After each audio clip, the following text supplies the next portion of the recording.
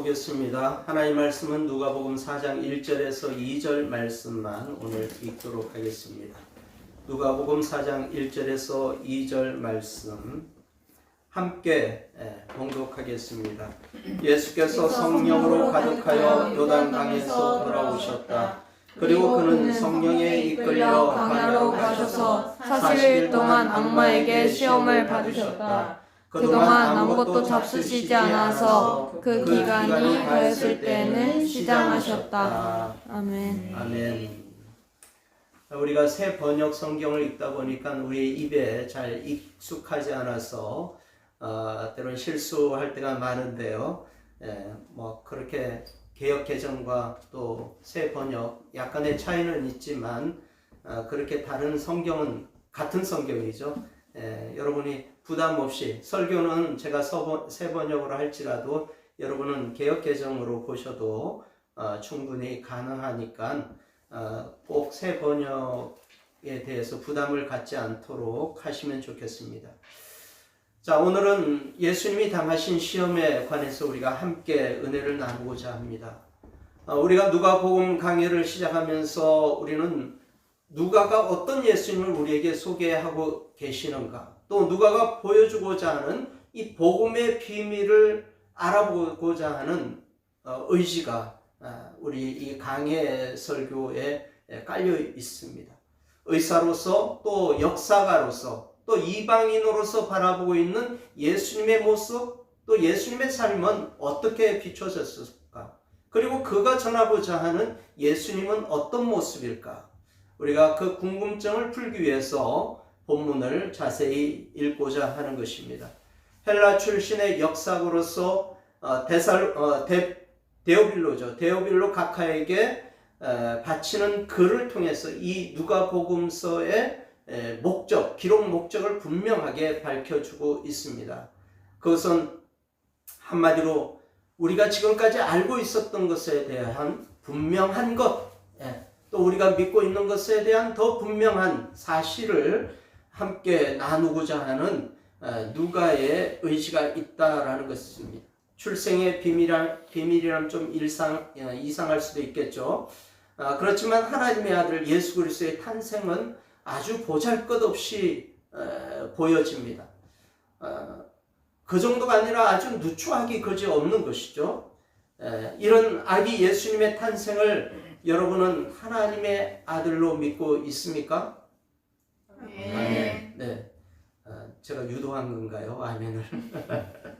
자, 당연히 아니라 당연히 예수님의 탄생은 온 인류가 찬송하고 경배하며 맞이해야 할 탄생이지만 하나님은 오히려 파트너, 여물통과 또 들에서 일하고 있는 목자들과의 조합을 통해서 우리에게 예수님의 탄생이 무엇을 의미하는지를 말해주고 있는, 그러니까 삶의 풍요를 누리고 또 권세를 누리는 사람들, 그런 사람들을 위해서 예수님이 오신 것이 아니라 가난하고 연약하고 그래서 삶의 소망이 없었고 또 때로는 삶의 소망이 필요했던, 돌봄이 필요했던 사람들에게 소망을 주기 위한 위대한 소식, 굿뉴스, 복음, 그것이 바로 예수님의 탄생의 의미였다라는 것입니다. 침례 요한의 등장은 오늘날 우리가 다시 오실 예수님의 길을 예비해야 한다는 것을 우리에게 말씀해 주고 있습니다. 그 사람이 누구여야 하겠습니까? 저기 동방마을에 살고 있는 이요한 형제 이요한 형제가 이 시대에 침례 요한이 되어야 하지 않겠습니까? 사실 어느 특정한 한 사람, 그 사람에게 주어지는 침례 요한의 삶이 아니죠. 오늘날 예수 믿고 구원받은 모든 그리스도인들, 그들의 오늘날 바로 침례 요한이 되어야 한다는 것입니다. 자, 4장은 이렇게 시작합니다. 예수께서 성령으로 가득하여 요단강에 돌아오셨다. 그리고 그는 성령에 이끌려 광야로 가셨어. 누가복음 4장은 3장과 무관한 장이 아닙니다. 마태복음은요, 이 부분을 그쯤에 예수께서 성령에 이끌려 광야로 가셔서 이렇게 표현하고 있습니다. 또 마가복음에는 그리고 곧 성령이 예수를 광야로 내보내셨다고 말씀합니다. 비슷한 내용이지만 그 표현 방식 속에서 각자 추구하는 내용이 다르게 느껴지는 것입니다. 누가는 3장 21절과 22절에 나오는 대로 침례를 받으시고 기도하시는 그 사이에 하늘로부터 성령이 비둘기 같은 형체로 예수님에게 임하시는 것을 기록해 주고 있습니다.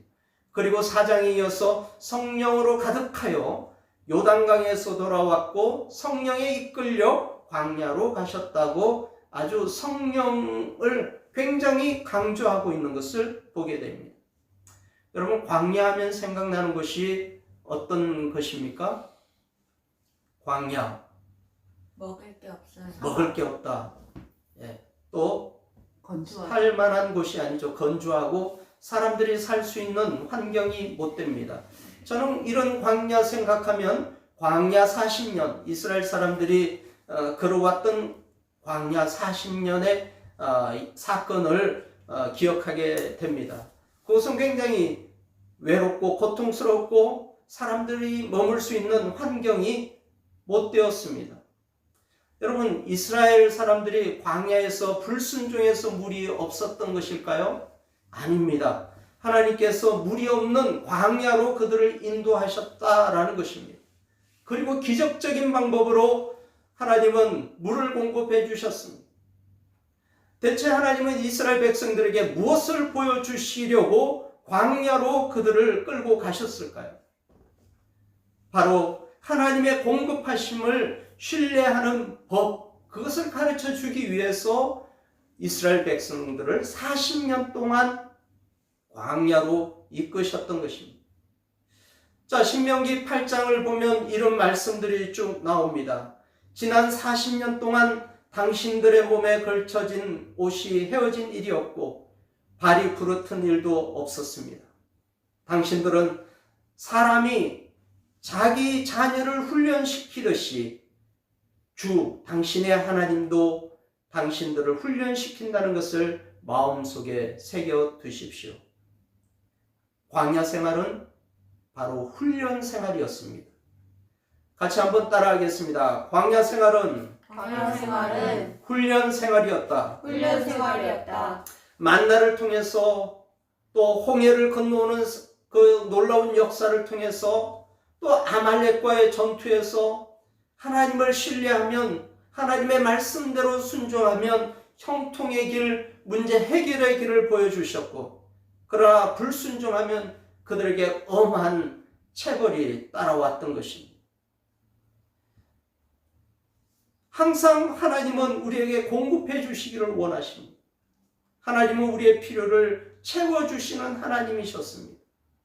그런 하나님을 우리는 지금 믿고 있습니다. 그런데 이스라엘 백성들은 불순종합니다. 오히려 우상 숭배를 하고 불신앙의 모습을 보여줍니다. 그래서 광야 생활은 순탄하지 못했던 것입니다. 그러나 예수님은 40일 광야 생활을 통해서 악마의 시험에서 승리하셨습니다. 할렐루야.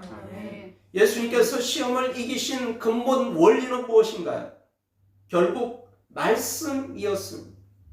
성경에 기록하기를 인생의 유혹과 시험을 이기기 위해 어떤 능력, 그 능력은 오직 하나님의 말씀뿐입니다. 내 힘으로, 내 방법으로 하다 보면요, 실망하고 좌절할 수밖에 없습니다. 말씀대로 하기 위해서는 오늘 예수님의 모습처럼 반드시 성령 충만해야 합니다. 성령 충만은 마음이 뜨거워지고 열정이 솟아나고, 네, 그럴 수도 있습니다만 그것이 성령 충만의 본질은 아닙니다. 성령 충만은 하나님의 말씀대로 순종하고자 하는 의지적 결단에서 시작합니다. 나는 내려놓고 주님의 결정, 주님의 말씀을 따르는 상태, 그것이 바로 성령 충만입니다. 그 후에 기쁨이 오고 감사가 넘치고 세상이 달라져 보이는 것입니다. 예수님의 승리 원리는 오직 말씀이요 오직 성령 충만인 줄 믿습니다. 아멘. 아멘. 한번 따라하겠습니다. 오직 말씀, 오직 말씀, 오직 성령 충만. 오직 성령 충만. 사랑하는 우리 대전 예양교회 형제 자매 모든 분들에게 이런 은혜가 있기를 주의 이름으로 축원합니다. 아멘. 예수님께서 악마로부터 받은 세 가지의 시험은 무엇일까요? 그리고 그것이 오늘날 우리의 삶에 어떤 의미가 있는 것일까요? 어떤 분은 요한일서 2장 16절 말씀을 언급하면서 육신의 정욕, 안목의 정욕, 이생의 자랑과 일치한다는 분도 계십니다만 저는 전적으로 동의하기는 어렵다고 생각합니다. 한편 어떤 분은 사람의 근본적인 욕구, 권력의 욕구, 명예의 욕구 이런 것으로 인해서 시험받는다는 것을 보여준다고 말씀하시는데 그것은 사단의 입장에서 말하는 것이고 저는 오늘 본문을 따라서 악마의 질문보다도 예수님의 답변에서 그 내용을 한번 여러분과 찾아보려고 하는 것입니다. 자, 먼저 첫 번째 예수님께서 받으신 시험은 이렇게 시작합니다. 3절, 4절을 같이 한번 읽어보겠습니다. 3절, 4절 시작. 악마가 예수께 말하였다. 내가 하나님의 아들이거든 이 돌더러 빵이 되라고 말해보아라. 예수께서 악마에게 대답하셨다. 성경에 기록하기를 사람은 빵만 먹고 사는 것이 아니다 하였다. 자, 40일 동안 금식하고 얼마나 시장했을까요? 저는 20일간 금식하신 분을 제 주변에서 봤습니다. 이렇게 오랜 동안 금식하신 분은 이 보식을 잘해야 한다고 해요. 보식을 잘못하면 생명의 위험을 느낄 때도 있고 또 건강을 도리어 해칠 때가 있다고 합니다. 또 40일 동안 금식하시다가 돌아가신 분도 저는 이야기를 들었습니다. 40일 동안 금식하고 얼마나 시장했을까요? 제가 청년 때 제가 다녔던 군인 시절 제가 다녔던 그 지역 형제들과 금식하러 금식 기도원에 다녀온 적이 있습니다. 일주일간 금식하려고 작정하고 올라갔습니다. 근데 금식을 해보니까 3일째 되는 날 얼마나 배가 고픈지 기도는 안 되고 막 눈앞에서 음식만 왔다 갔다 했습니다. 도저히 참을 수가 없어서 우리 청년들이랑 같이 3일째 되던 날 라면을 함께 끓여 먹고 내년에 오자 이렇게 하고 내려간 적이 있었습니다.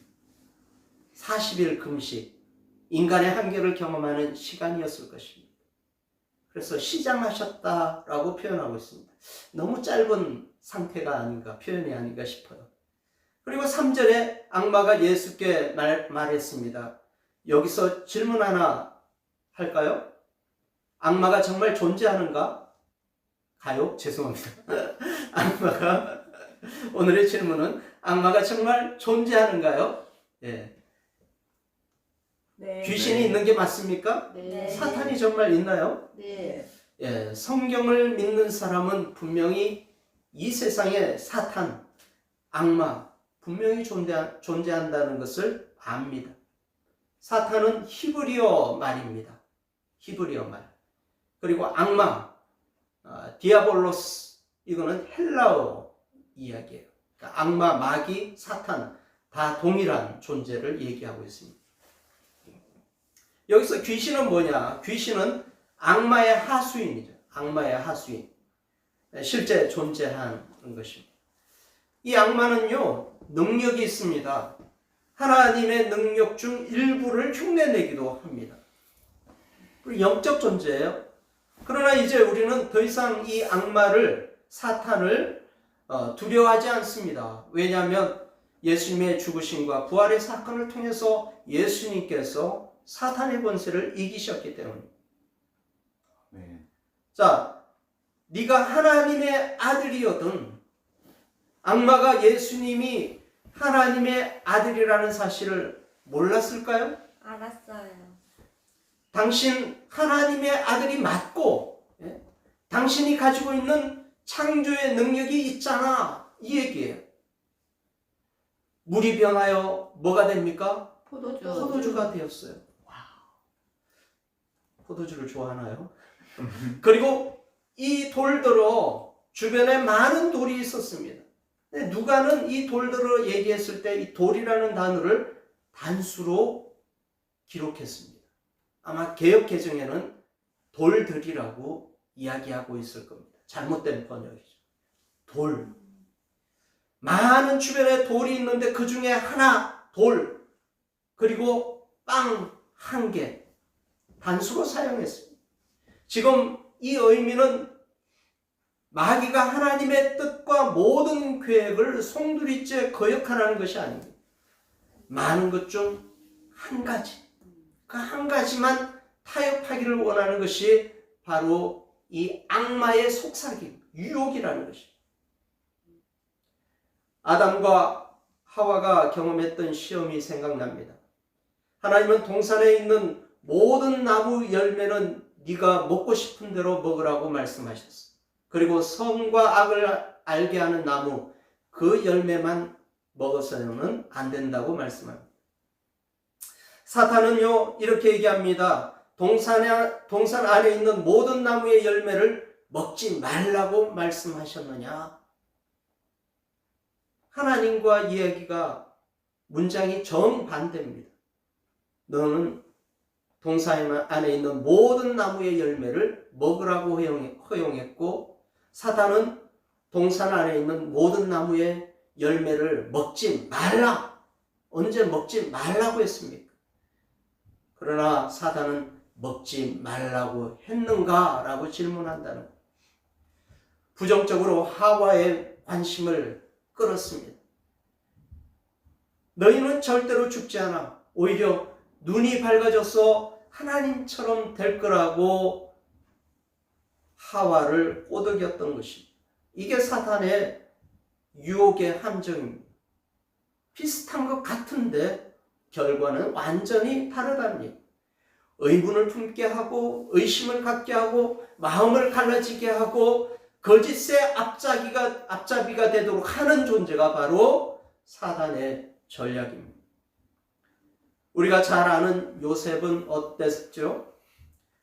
보디발 장군의 부인이 동침을 요구하며 그의 그 옷을 붙잡았을 때 요셉은 단호하게 그 겉옷을 벗어 던지고 하나님 앞에 범죄할 수 없다는 아주 짤막하고 결단력 있는 말씀을 남겨놓습니다. 사랑하는 성도 여러분, 우리가 어떤 시험 앞에 놓여 있었을 때 우리에겐 간결한 문장이 필요하고 단순한 결단이 필요합니다.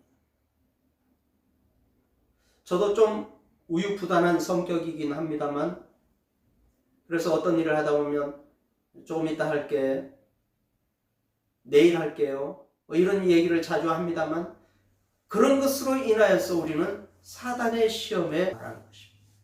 결단이 필요합니다. 우리는 죄의 모양은 그 어떤 것이라도 미련을 두지 말고 과감히 버려야 합니다. 결단을 내려야 합니다. 예수님에게 돌로 떡을 만드는 능력이 불가능했을까요? 그것이 그에게 죄가 되었을까요? 예수님은 하나님의 아들이시기에 모든 것이 가능한 일이었습니다. 그러나 예수님의 배고픔을 해결하기 위해 돌로 떡을 만들어 먹고 흙위를 달래는 것은 하나님의 방법이 아니었던 것입니다. 심은 대로 거두는 자연의 법칙, 이것이 하나님의 창조의 법칙입니다.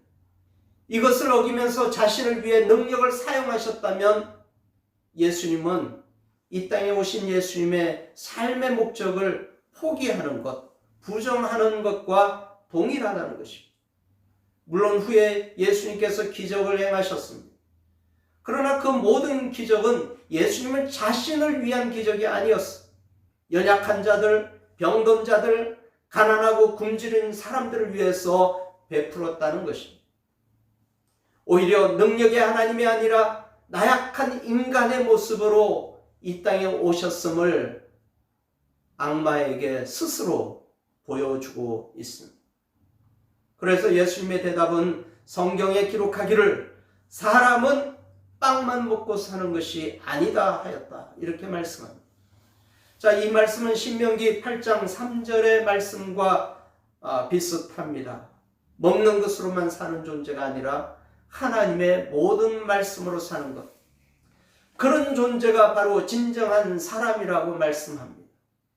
그것은 단순히 사람이란 존재가 육체의 몸을 가지고 있고 그래서 단순히 육체적 존재로 결부되는 것이 아니라는 것입니다. 그렇다면 무엇입니까? 사람은 그와 함께 영적인 존재라는 사실을 잊지 말아야 한다는 것입니다. 그런 영적 존재라는 것을 아는 사람은 창조하신 하나님이 우리를 만드실 때 우연히 만드신 것이 아니라 오묘하신 하나님의 섭리와 계획에 따라 창조하셨다라는 것입니다. 이 형제의 오묘하신 하나님의 섭리, 인생의 목적은 뭘까요? 이자벨, 인생의 목적은 무엇일까요? 하나님은 우연히 우리를 이 땅에 보내신 존재가 아니라는 것입니다.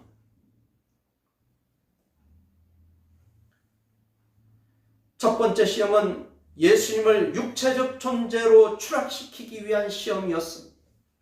세상은 우리로 하여금 이런 육체적 존재로 만들려고 하고 있습니다. 마치 모든 것이 돈과 물질로 다 해결되어지는 인생처럼 보이게 하고 있다라는 것입니다. 더 많은 물질과 더 많은 부를 소유해야지 그것이 우리의 행복인 것처럼 세상은 우리를 속이고 있습니다. 이것이 악마의 속삭임입니다. 이 시대를 잘 사는 최고의 목적은 무엇일까요? 육체적 존재로 사는 것이 아니라 영적 존재로 사는, 그래서 하나님 앞에 영광을 올려드릴 수 있는 인생의 목적을 이루는 것이 우리 인생의 가장 큰 가치인 줄 믿습니다.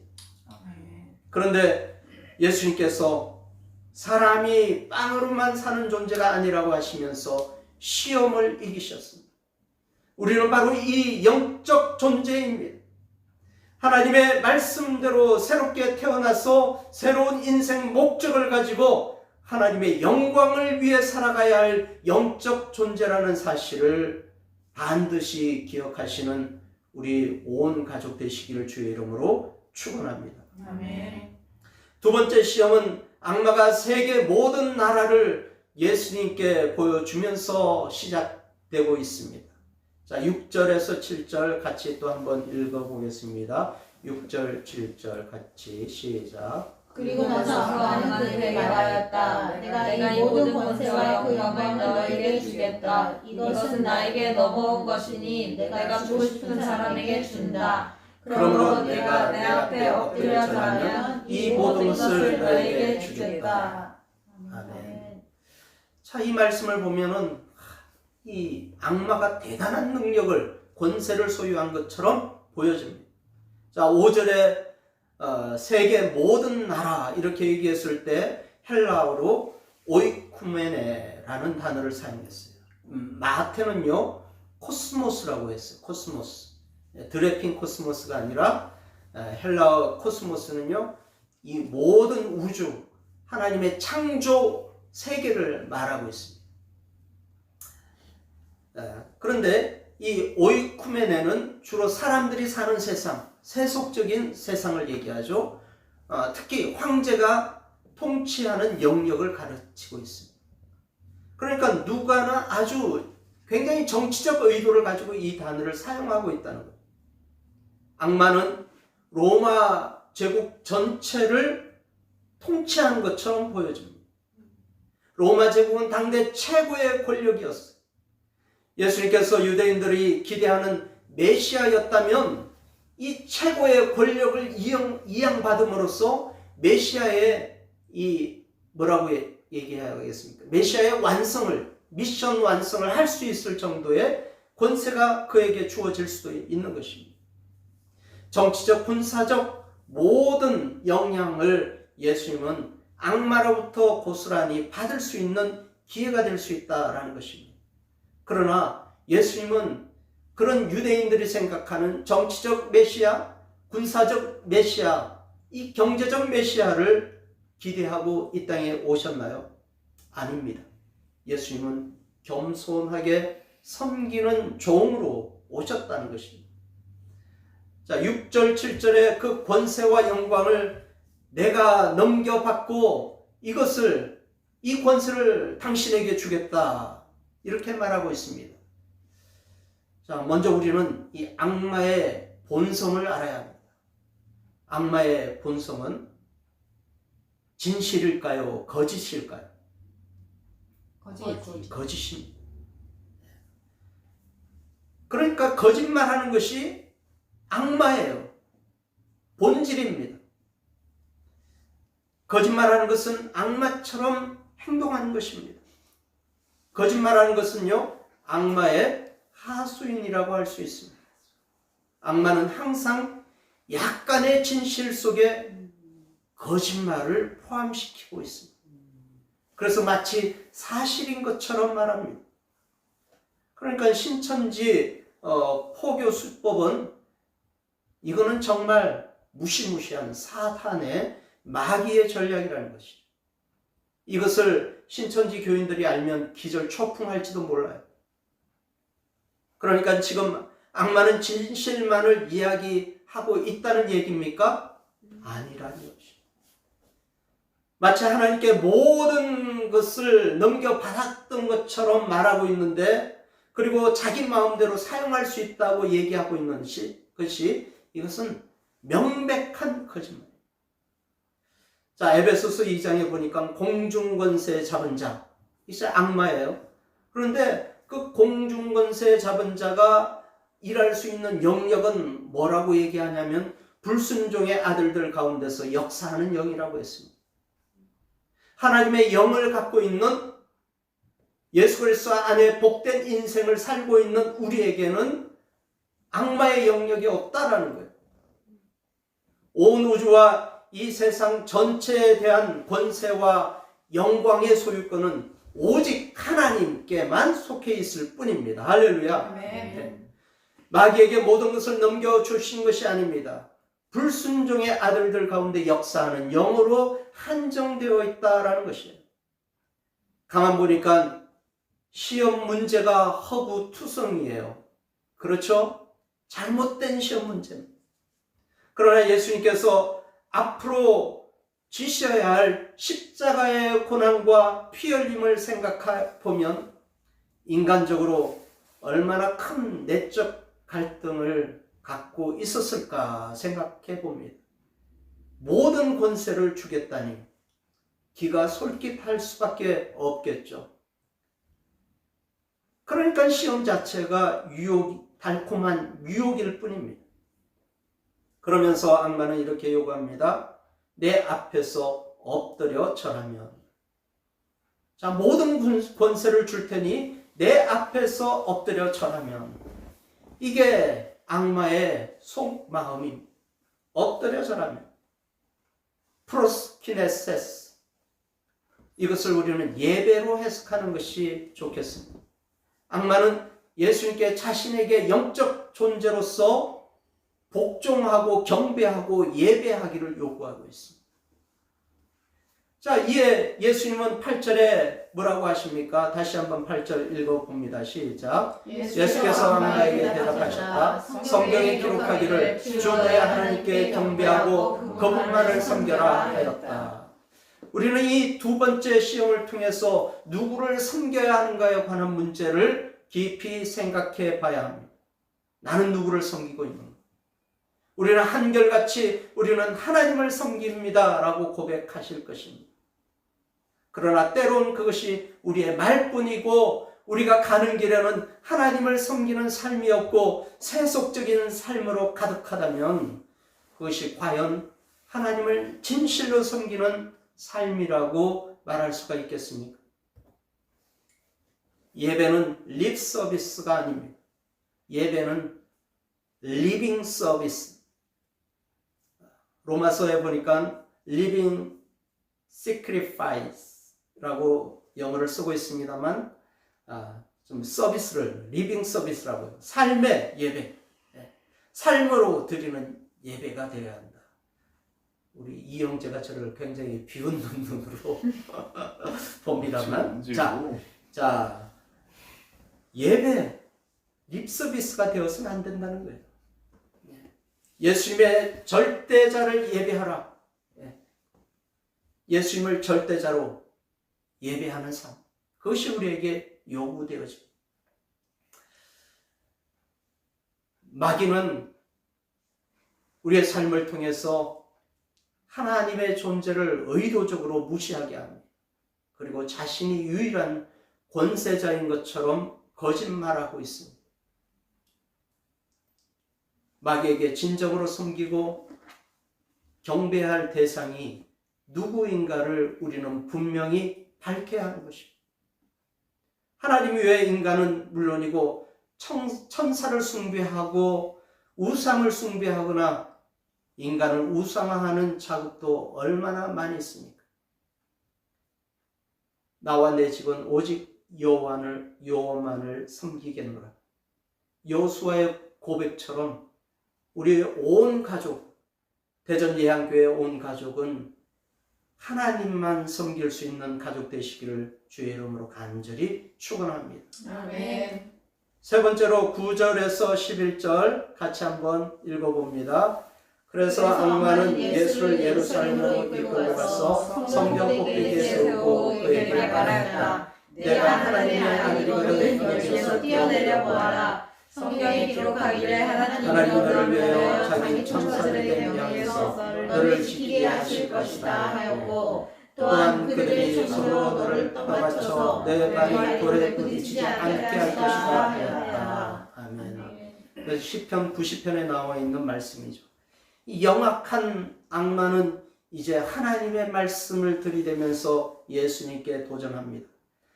악마도 하나님의 말씀을 인용할 수 있습니다.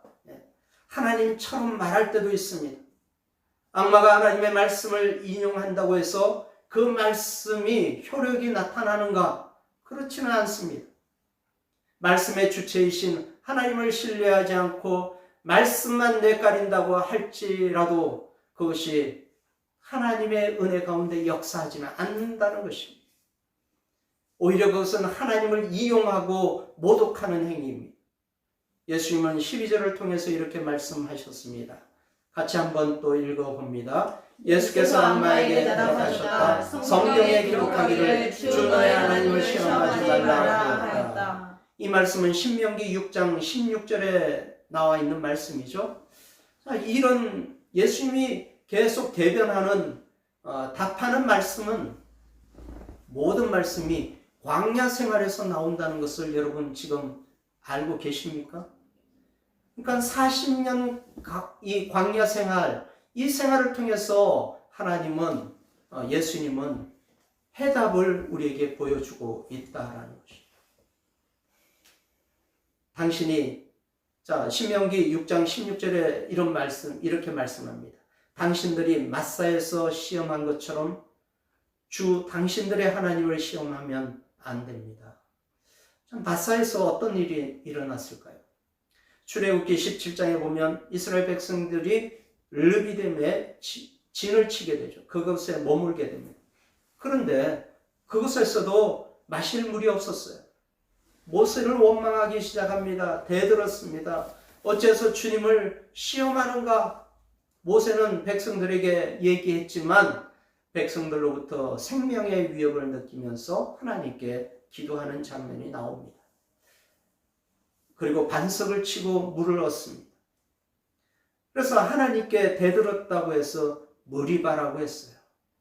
그리고 하나님을 시험했다고 해서 마사라고 이름을 짓습니다. 그러니까 무리바와 마사는 같은 지역의 이름입니다. 악마는 하나님의 말씀을 왜곡합니다. 뛰어내려라. 천사들을 동원해서 너를 보호할 것이다. 근데 시편 말씀을 그대로 인용하고 있습니다만 사실 네가 가는 길마다 너를 지키게 하실 것이다 라는 말씀을 생략하고 있습니다. 하나님은 모든 길에서 우리를 지키고 보호해 주시는 하나님이십니다. 그러나 이 말씀을 우리가 하고 싶은 대로 하면 하나님이 천사들을 동원해서 지키겠다는 말씀이 아니에요. 자, 주님은 나의 피난처, 나의 요새, 내가 의지할 하나님이라고 고백하는 시편 기자는 이렇게 고백하는 사람이 하나님을 시험하는 사람이 아니고 14절에 하나님을 간절히 사랑하는 사람이라고 말씀하고 있습니다. 천사들을 동원해서 지켜 보호받기를 원하는 사람이 하나님을 시험하는 사람이 아니라 이 시편 기자의 말을 따라 보니까 하나님을 정말 진실로 사랑하는 사람이었다라는. 그러니까 악마가 말하는 사람과 시편 기자가 말하는 사람은 정반대의 사람이었다라는 거예요. 하나님을 사랑하는 사람은 어떤 환경 속에서도 어떤 역경 속에서도 때론 죽음의 골짜기 가운데서도 하나님의 도우심을 바라보며 살아가는 사람입니다. 악마는 뛰어내리면 지름길이 있다고 하는 것처럼 보여집니다. 그건 우리 인생의 목적을 깡그리 무시하는 태도입니다. 인생은 지름길이 없습니다. 인생은 고난의 길일지라도 과정이 있습니다. 그 과정 속에서 누구와 함께 가느냐, 그 과정 속에서 나는 어떤 관계 속에 가느냐, 그것이 바로 인생이 복되다라고 말할 수 있는 것입니다. 뛰어내려서 예수, 당신의 능력을 보여달라. 물론 예수님은 그럴 수도 있겠죠. 그렇게 할 수 있는 능력이 있습니다. 그러나 예수님은 하나님을 시험하지 말라고 말씀하셨습니다. 오히려 시편 기자의 말씀처럼 하나님을 사랑해야 한다 말씀하는 것입니다. 하나님은 우리의 시험의 대상이 아닙니다. 하나님은 우리가 경배하고 그 말씀을 순복해야 할 대상이고 우리가 진실로 사랑해야 할 대상이라는 것입니다. 의심하지 마시기 바랍니다. 여러분이 곤란한 가운데 있을지라도 하나님의 은혜를 의심하지 마십시오. 여러분이 어려운 길을 들었을지라도 하나님이 함께 하신다는 사실을 의심하지 마시기 바랍니다. 그분만을 경배하십시오. 빵보다 영적인 존재인 우리 자신을 말씀으로 풍족하게 채워주실 하나님 예수 그리스도를 기대하는 것이 우리의 삶의 진정한 모습이 아니겠습니까? 사랑하는 성도 여러분, 한 주간도 우리의 삶을 돌아보면서 하나님, 우리는 영적인 존재입니다. 그래서 이 영적인 존재로서 하나님을 기쁘시게 하고 하나님의 목적을 이루고자 합니다. 또 하나님, 제 삶의 가치는 세상의 권세에 있지 않습니다. 오로지 하나님을 예배함에 있다라는 것입니다. 또 한 가지는 우리가 하나님을 시험하는 존재가 아니라 오히려 하나님을 진실로 사랑해야 할 존재라는 것을 오늘 예수님의 세 가지 시험을 통해서 깨닫게 되는 것입니다. 사랑하는 성도 여러분, 한 주간도 이 말씀을 기억하면서 주님의 말씀 가운데 승리하시기를 주의 이름으로 간절히 축원합니다. 아멘. 우리 찬송가 342장 함께 찬양하고 제가 축도하고 마치겠습니다.